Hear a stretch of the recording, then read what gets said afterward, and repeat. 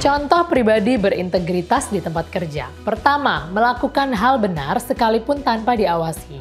Yang kedua, berperilaku sesuai dengan apa yang diucapkan. Yang ketiga, seseorang yang selalu konsisten dalam tindakannya dan tidak akan berubah dalam prinsip dan nilainya.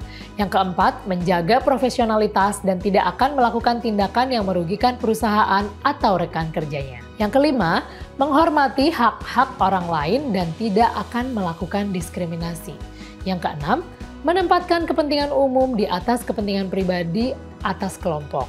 Nomor 7, terbuka dan transparan dalam tindakannya dan tidak akan ada rahasia atau hal yang disembunyikan. Kalau orang-orangnya integritas, GCG atau Good Corporate Governance adalah akibat dan konsekuensi dari penerapan integritas pribadi. Di sana terlihatlah nilai-nilai. Yang pertama, adanya transparansi. Semua dipampang jelas, tidak ada yang disembunyikan. Sehingga bisa memenuhi kaidah akuntansi.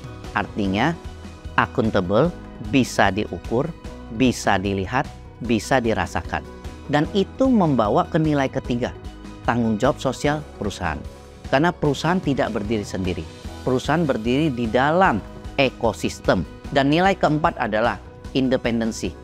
Independensi adalah cerminan dari integritas. Tidak mudah diombang-ambingkan, tidak mudah untuk mengorbankan kepentingan perusahaan hanya untuk kepentingan pribadi. Dari sana lahir pilar yang kelima, yaitu kepemimpinan efektif. Kepemimpinan efektif adalah sebuah kepemimpinan yang mampu mengakomodir integritas pribadi yang lalu berubah menjadi GCG atau Good Corporate Governance. Penanganan pelanggaran integritas dengan adil dan konsisten di perusahaan. Yang pertama, pengawasan. Ini adalah upaya untuk memantau dan mengontrol aktivitas tim guna mencegah terjadinya pelanggaran integritas di perusahaan. 2. Pengendalian.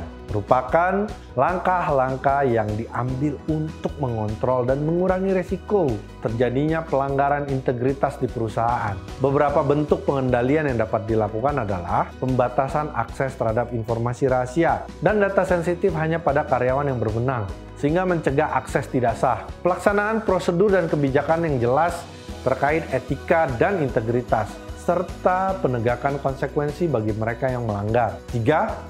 Penerapan sanksi bagi pelanggar.